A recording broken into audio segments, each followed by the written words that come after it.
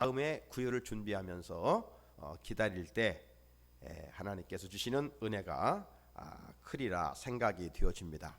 이제 성탄도 10여일 남지 않았습니다. 우리가 준비한 만큼 매사 결과가 좋잖아요. 남은 시간도 우리 마음의 구유를 회개로 잘 준비하여 어느 때보다도 이런 힘들고 지쳐 있을 때 성탄의 큰 기쁨이 우리 심령과 가정, 아파하는 우리 이 나라 이 민족 가운데 축복의 종소리로, 치유의 종소리로 울려 퍼질 수 있기를 주의 이름으로 축복합니다. 예수님 말씀 우리가 산상수훈 우리가 금년 살펴보았었어요. 특별히 이 산상수훈의 결론에서 예수님은 이 선택의 중요성을 말씀해 주셨다고 우리 반복해 듣고 있습니다. 선택 한번 잘하면 대박 나고 선택 잘못하면 정말 쪽박됩니다. 그렇잖아요. 선택 중요해요. 예수님은 무엇을 선택하라고 했습니까? 우리가 좁은 길을 걸을 것인가, 넓은 길을 걸을 것인가. 제자인 우리는 좁은 길을 걸어라. 좁은 길은 어떤 길이라고 그랬어요? 예수님을 이용해서 복받는 기복주의적인 신앙이 아니라 예수님 때문에 고난을 받아라. 요즘 우리가 다니엘서 어제까지 마쳤는데 마지막 때는 환난이 있다는 것입니다. 그런 환난을 통과할 때 하나님의 나라에 들어갈 수 있다고 그랬어요. 예수님은 산상수훈을 시작하면서 세상이 말씀하는 복에 대해서 말씀하지 않았어요. 어떤 복을 말씀했습니까? 8복 말씀 우리 기억하시죠? 그 중에 마지막 8번째 복을 10절로 12절까지 말씀하는데, 의를 위하여 박해를 받는 자는 복이 있나니 천국이 그들의 것임이라. 나로 말미암아 너희를 욕하고 박해하고 거짓으로 너희를 거슬러 모든 악한 말을 할 때에는 너희에게 복이 있나니 기뻐하고 즐거워하라. 하늘에서 너희 상이 큼이라.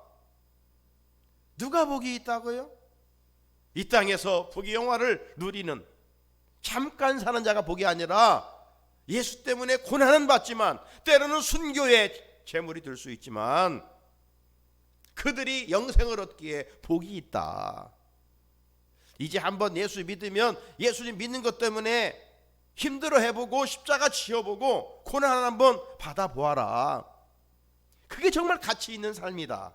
주님 그걸 말씀하고 있는 거예요. 또 하나는 좋은 나무에 접붙여 살 것인가, 아니면 나쁜 나무에 접붙여 살 것인가. 좋은 나무는 예수 그리스도요, 나쁜 나무는 거짓 선지자들이라고 그랬어요. 마지막 때는 우죽순처럼 이 거짓 선지자들이 나타난다고, 그래서 믿는 자들을 미혹하여 넘어지게 한다고 그랬잖아요. 거짓 선지자를 삼가하지 아니하고 따라갔다가는 멸망입니다. 끝장나는 거예요.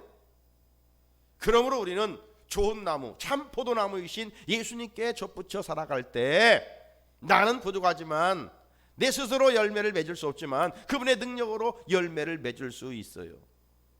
회개의 열매도 맺을 수 있고요, 빛의 열매도 맺을 수 있고요, 성령의 열매도, 입술의 찬양의 열매도 풍성하게 맺을 수가 있어요. 예수께 좋은 나무에 접붙여 살 것을 말씀하고 있는 것입니다. 우리가 지난 주일에는 두 주장의 사람이 있다고 그랬어요. 입으로만 주여 주여 하는 자가 있는가 하면 아버지의 뜻대로 행하는 자가 있다라고 말씀을 들었습니다. 우리가 믿음 생활에서 중요한 것은 내가 얼마만큼 어떤 능력을 행했느냐, 내가 얼마만큼 일을 했느냐, 이런 업적 공로가 중요한 것이 아니라 아버지의 뜻대로 행하는 것이 중요하다는 겁니다. 아버지의 뜻이 무엇일까요? 으뜸가는 뜻은 예수님을 내 구주로 믿고 영생을 얻는 일이에요.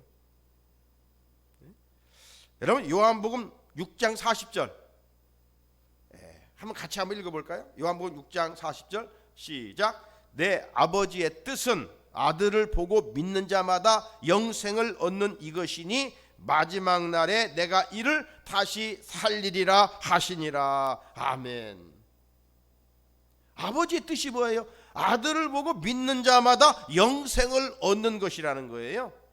이런 사람을 마지막 날에 다시 살리겠다고 주님이 말씀하셨어요.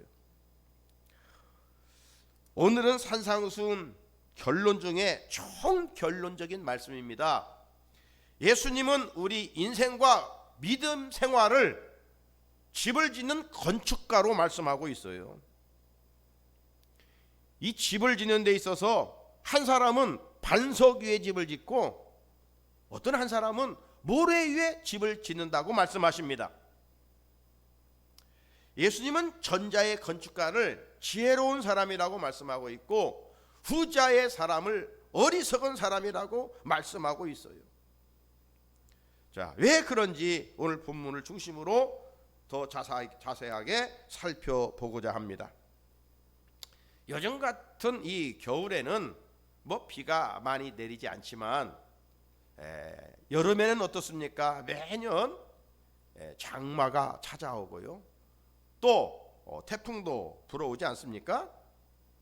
그러다 보면 물난리를 맞습니다. 그때마다 우리는 뉴스를 통해서 재난 영상을 보지 않습니까? 막 폭우로 산세타가 일어나고 큰 물에 길이 훼손됩니다. 거센 물결에 견디지 못해서 제방이 막 터지고 지붕이 붕괴되고 또 주택들이 무너지는 그러한 모습들. 그런데 그 재난 영상들을 자세히 보면 다 흙과 관련이 있어요. 여러분, 폭우가 쏟아지기 전까지는 크게 문제되지 않잖아요.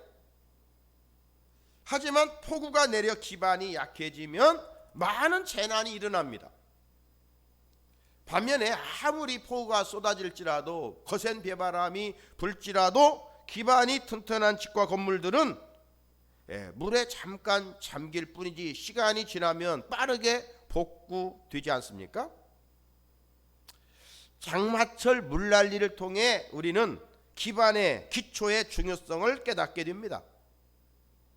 물난리만이 아니라 다양한 붕괴 사고를 겪을 때마다 이 기초공사의 중요성을 새삼 깨닫게 되는 것이죠. 자, 오늘 본문에서 예수님은 인생과 믿음 생활을 집 짓는 것으로 말씀을 하셨어요. 그 세상에는 두 종류의 건축가가 있다고 말씀하십니다. 반석 위에 집을 짓는 사람과 모래 위에 집을 짓는 사람이 있다는 거예요. 그런데 여러분 한번 우리 상식으로 생각해 볼까요? 누가 집을 짓는데 모래 위에 집을 짓습니까? 모래 위에 집을 짓는 사람은 없어요. 그런데 왜 예수님은 모래 위에 집을 짓는 사람 말씀을 하셨을까요? 우리의 문화로, 우리의 상식으로는 이해가 되지 않지만 당시 예수님의 말씀을 듣고 있었던 유대 나라의 지형적으로 보면 충분히 이해가 될 수가 있어요. 중동 지역은요, 비가 많이 내리지 않는 곳이죠. 1년에 강수량이 많지 않습니다. 오래전에 제가 성지순례 중에 이집트 시내를 지나고 있었어요. 그래 갑자기 비가 내리더라고요. 우리나라의 그 비의 양에 비하면 그다지 많지 않은 비였어요. 그 얼마 지나지 않아서 막 시내 곳곳에 막 물이 막히는 이런 물난리가 나더라고요. 많은 폭우가 쏟아져서 물난리가 난다면 이해가 되겠는데 우리 상식으로 볼 때는 많은 비가 아니에요. 그래서 제가 궁금해서 가이드에게 물어봤어요. 아니, 비 같지 않은 비가 오는데 뭐 이렇게 금방 시내 이곳저곳 물난리가 납니까? 그게 물어보니까 거기에는 이제 비가 보통 안 오는데 생각밖에 좀 예상외로 많이 오게 되면 그들은 비가 안 오니까 어떤 배수 관리 이런 것에 대해서 관심이 없어요. 투자할 일이 없어요. 그러니까 비가 갑자기 좀 예상 위로 오게 되면 그런 물난리를 겪게 된다. 그런 이야기를 들었습니다. 예수님이 살고 있었던 이스라엘에도 마찬가지예요. 우기 때 좀 비가 내릴 뿐입니다. 그래서 비가 물이 없기 때문에 이스라엘 문화권에서 성경을 보면 물이라고 하는 것은 모든 것이 축복과 관련된 것이에요. 예. 물이 없으면요 살아갈 수 없잖아요. 그 사막교에서 샘물을 만든다는 것은 이건 뭐 축복을 노래하는 겁니다. 자, 비가 많이 오지 않으니까 집을 지을 때 터 잡는 일에 많은 신경 쓸 필요가 없어요. 좀 공간이 확보되고 보기에 좋은 곳이다 하면 거기에 집을 짓는 거예요. 이렇다 보니 모래와 흙이 혼합된 곳에 이제 기초공사를 해서 집을 짓습니다. 일반적으로 강수량이 적으니 무너질 염려가 없어요. 그런데 문제는 어디에 있을까요? 예상위로 많은 비가 내릴 경우, 여러분 와디라는 거 여러분 들어보셨죠? 지리 배울 때 평상시에는 물이 없는데 그 물이 흐르는 흔적들이 있어요. 한 번씩 이제 비가 많이 오면 이 계곡의 물들이 막 모여서 지나간 그런 곳들이죠. 우리가 폭우로 재난을 피할 수 없듯이 저들도 이제 비가 많이 오면 부실한 집들이 무너진다는 겁니다. 오늘 본문에서 예수님은 유대 나라의 이런 상황을 염두에 두고 말씀하신 거예요. 자, 27절 같이 한번 읽어볼까요? 시작. 비가 내리고 창수가 나고 바람이 불어 그 집에 부딪힘에 무너져 그 무너짐이 심하니라. 예. 반면에는요, 반석 위에 집을 지으면 많은 비가 내리고 뭐 창수가 나고 바람이 불지라도 무너지지 않는다라고 했어요. 사랑하는 성도 여러분, 예수님의 산상수훈 결론입니다. 지금 총 결론이에요. 여기서 예수님이 뭐 목수 출신이기 때문에 집 짓는 이야기 하고자 했을까요? 아니겠지요. 인생과 신앙생활을 집 짓는 건축가로 말씀을 하고 있는 거예요. 여러분, 세상에 수많은 사람들이 살아가고 있지만 결국 두 종류라는 겁니다. 세상 잣대로 보면요, 주변에 성공한 사람들이 있습니다. 출세한 사람들 많습니다. 사람들은 그들을 부러워하고 은근히 그렇게 나도 됐으면 하는 생각도 가져봅니다.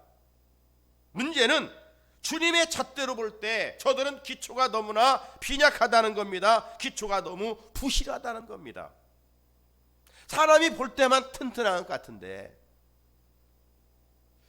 이들은 그들의 성공과 부가 자신을 책임져 줄 줄 알고 있는데 주님이 보실 때 저들은 기초공사가 모래 위에 집을 지은 어리석은 인생이라고 말씀하고 있는 겁니다. 반대로 세상의 시선으로 판단할 때 하나님을 섬기는 자들은 가난하고 실패한 것처럼 보입니다. 가진 것이 없는 것처럼 보입니다. 아픔과 고난으로 금방 무너져 버릴 것처럼 보입니다. 그런데 그런 고난 속에서 주님을 향해 더 가까이 나가니 주님은 그들을 향하여 반석 위에 집을 지은 사람들이라고 인정을 하신다는 것이죠. 그렇다면 주님을 따르는 우리는 세상 가치관이 아닌 말씀의 가치관을 가지고 집을 짓는 자들이 되어야 될 줄로 믿습니다. 잘 지어가다가 환경으로 인해 조금씩 무너지고 있지는 않는지 우리가 항상 깨어 있어서 말씀으로 우리의 모습을 점검해 볼 수 있어야 합니다. 코로나19로 우리의 믿음의 기초가 부실해지면 안 되겠지요. 여러분, 평상시에는 어디에 기초를 하고 있는지 잘 보이지 않아요. 언제 확연하게 드러날까요? 폭우가 쏟아질 때 알 수가 있습니다. 폭우가 쏟아질 때 모래 위에 세운 집인지 반석 위에 세운 집인지 폭우가 쏟아지면 알아요.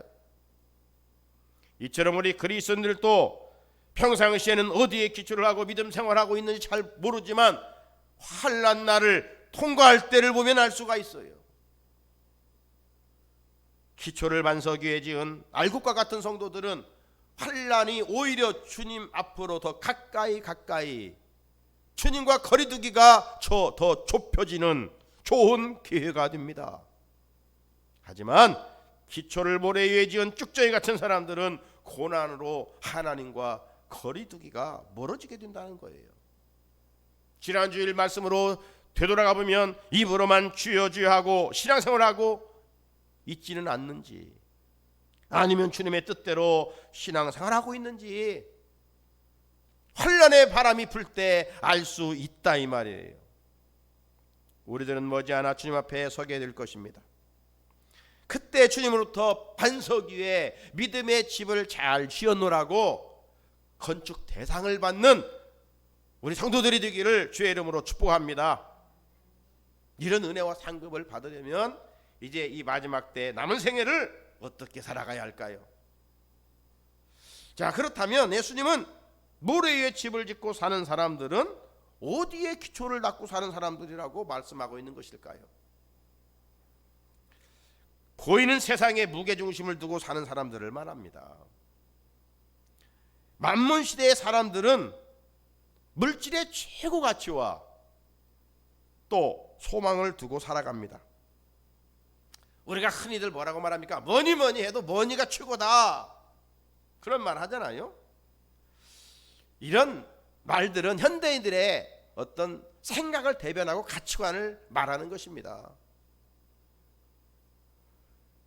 그러므로 현대인들은 물질의 노예가 되어 있고요, 물질에 사로잡혀 포로가 되어 살아가고 있는 겁니다.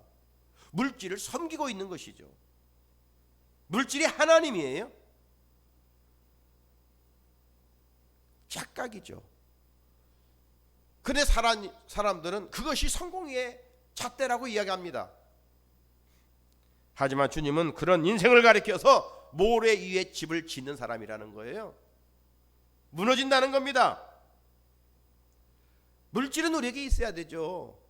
하지만 물질 자체에 목적을 두고 살면 그 물질은 악의 도구가 되기 때문입니다.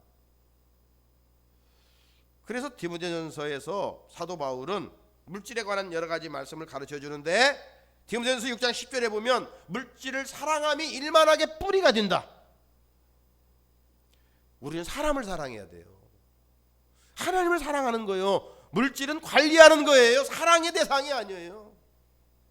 그런데 물질을 사랑하니까 일만 악의 뿌리가 되는 거예요. 하나님께 소망을 둬야 되죠. 그런데 썩어질 물질에 소망을 두니까 주님은 또 6장 17절에서 이렇게 경고합니다. 정함이 없는 재물에 소망을 두지 말라. 네? 어디에 소망을 두라고 말씀하고 있어요? 모든 것을 후히 주시는, 누리게 하시는 하나님께 두라. 하나님께 두라. 여러분, 이건 경고의 말씀이에요. 경고를 무시하고 자기 마음대로 살면요 반드시 사고 나요. 오늘날 사람들이 잘 나가다 왜 한순간 망합니까? 물질을 우상으로 섬기기 때문입니다. 물질이 인생의 목적이기 때문에 물불 가리지 않고 살아갑니다. 돈 앞에는요 윤리도 질서도 없고요, 돈 앞에는 가족도 없습니다. 세상에 일어나는 불행의 10중 8구는 돈 때문입니다. 세상 사람들은 그렇다고 합시다. 문제는 우리 그리스도인들조차 탐욕에 물들어 산다면 어떻게 되겠습니까? 하나님의 경고의 말씀을 무시하고 살면 어떻게 되겠습니까? 결국 그런 자들은, 물질을 사랑하는 사람들은 마귀의 미혹을 받아 믿음을 떠나고 그 물질이 자신의 옆구리를 찌른다라고 말씀하고 있어요. 따라서 모래 위에 집을 짓는 것이란 물질로 인생의 털을 닦고 사는 사람들이고, 주님은 이런 사람들을 가리켜서 세상에서 가장 어리석은 사람이라고 평가를 하고 있어요. 사랑하는 성도 여러분, 모래 위에 집은 폭우와 비바람이 불어올 때 반드시 넘어집니다. 이처럼 세상에 보이는 것을 기초로 하여 사는 인생은 환난과 고난이 찾아올 때 반드시 무너지게 되어 있습니다. 그런데 그러므로 물질을 움켜쥐는 이 탐욕에 사로잡혀 살면 안 되겠지요. 모일 때는 열심히 모여야지만 사용할 때 또 사용해야 그게 부자인 거예요. 그게 정말 잘 사는 거예요. 움켜쥐면 어리석은 부자가 되는 것이죠. 고린도전서 7장 31절에 세상 물건을 쓰는 자들은 다 쓰지 못하는 자 같이 하라. 쓰지도 못할 것 계속 움켜쥐고만 있으면 어떻게 됩니까? 이 세상의 유형은 지나감이러라. 다 지나가는 거예요. 내가 가지고 있는 쓰지도 못하고 지나가는 거예요. 사도 요한도 요한 1서 2장 15절로 17절에서 이렇게 말씀합니다. 이 세상이나 세상에 있는 것들을 사랑하지 말라. 누구든지 세상을 사랑하면 아버지의 사랑이 그 안에 있지 아니하나니 이는 세상에 있는 모든 것이 육신의 정욕과 안목의 정욕과 이생의 자랑이니 다 아버지께로부터 온 것이 아니요 세상으로부터 온 것이라. 이 세상도 그 정욕도 지나가되 오직 하나님의 뜻을 행하는 자는 영원히 거하느니라. 우리는 잠깐을 위해서 사는 자가 아니에요.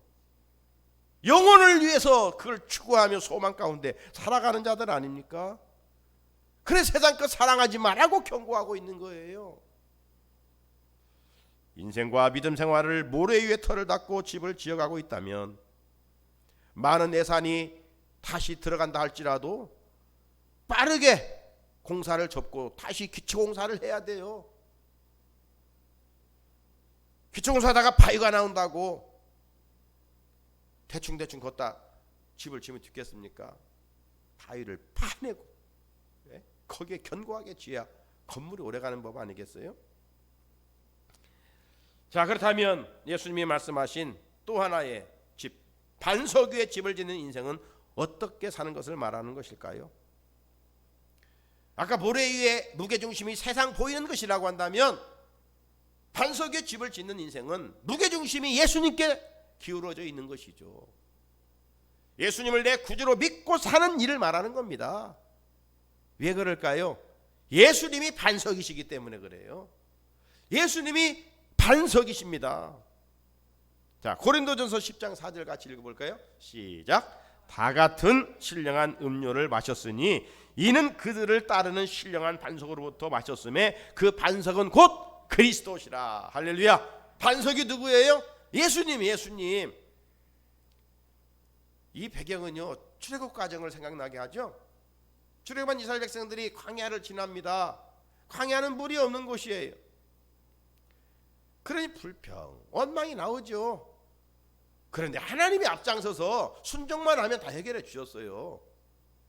그런데 정말 하나님의 이적을 경험하고도 물만 없으면 하나님과 지도자 모세를 향해서 막 원망했어요. 불평했어요. 그때 하나님께서 모세의 손에 든 지팡이로 반석을 쳐서 물을 솟아내게 하여 백성들 하여금 마시게 하지 않았어요? 여러분, 이 반석과 물의 모형은 장차 이 땅에 오실 예수 그리스도, 목마르지 아니할 물을 주실 예수 그리스도를 말씀하고 있는 거예요. 약속하신 대로 세상에 오신 예수님은 사마리아 수가성 여인에게 하셨던 말씀 여러분 기억합니까? 여인이 마셨던 그 물은 계속 말라도 목말라 한 그런 물이었잖아요. 세상의 물인 거예요. 그때 주님은 그 여인에게 내가 주는 물을 마시는 자는 영원히 목마르지 아니하리니 내가 주는 물은 그 속에서 영생하도록 솟아나는 샘물이 되리라. 할렐루야. 영생하도록 솟아나는 샘물이 되리라. 위대한 선언을 하셨어요. 그런데 여러분, 이러한 영생하도록 솟아나는 샘물은 특별한 사람에게만 공급해주는 물이 아니라는 거예요. 누구든지 와서 값없이 마실 수 있는 생수입니다. 유대인은 여러 절기가 있잖아요. 그래서 이제 이 초막절이 있는데 예수님께서 이 초막절을 지키시고 마지막 날에 이제 물 기는 행사가 있어요.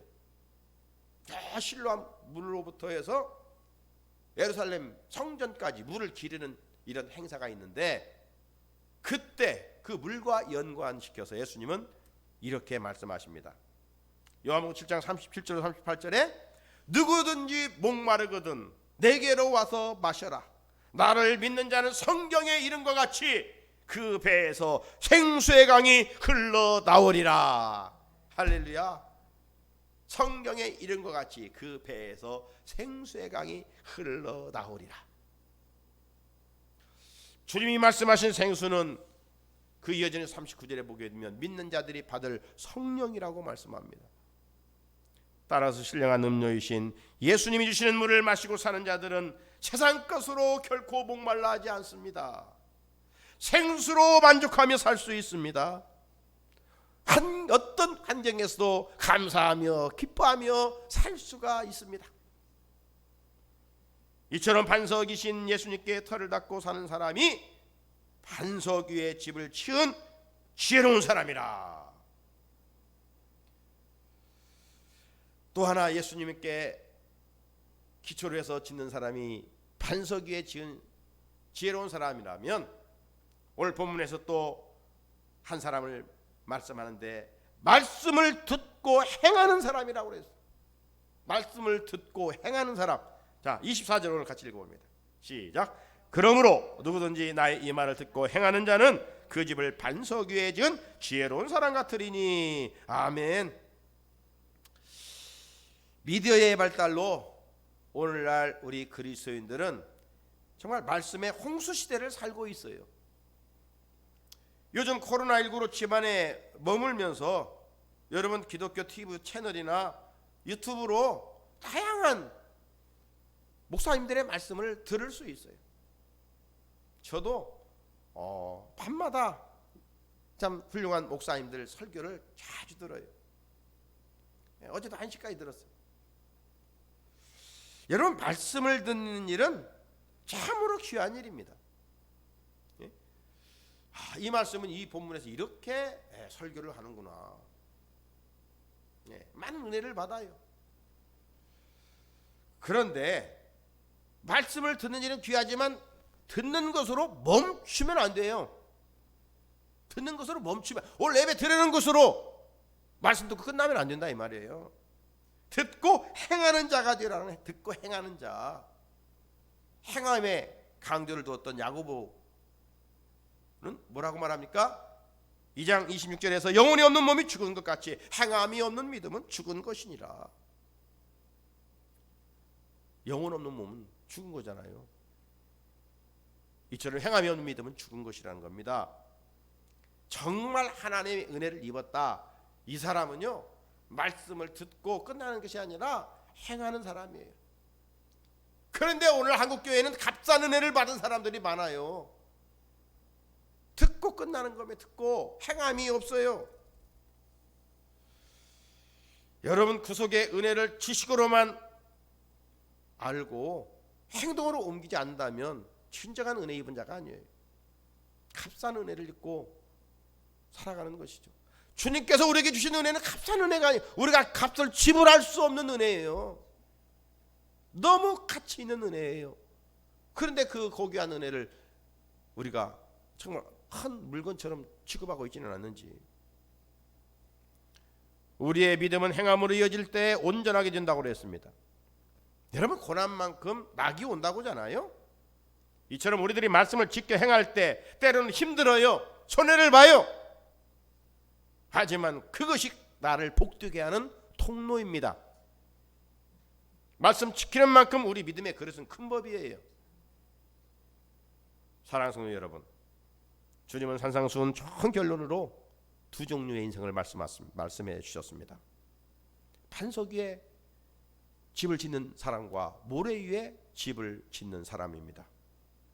그렇다면 중요한 것은 여러분은 지금 어디에 인생과 믿음의 집을 지어가고 있느냐 이것이죠. 아직도 세상 가치관인 물질의 터 위에 집을 짓고 있지는 않는지요.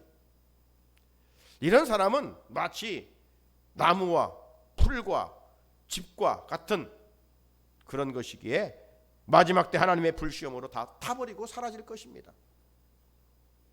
그래서 주님은 없어질 것에 목숨을 걸고 산 사람들을 가장 어리석다 오늘 그렇게 말씀하고 있는 거예요. 주님은 누가 가장 지혜로운 사람이라고 말씀하고 있어요? 반석 위에 집을 짓는 사람입니다. 그렇다면 우리 인생과 믿음의 생활의 반석과 터는 어디를 말한다고 말씀했습니까? 두말할 것도 없이 우리 믿음의 주이신 예수 그리스도이십니다.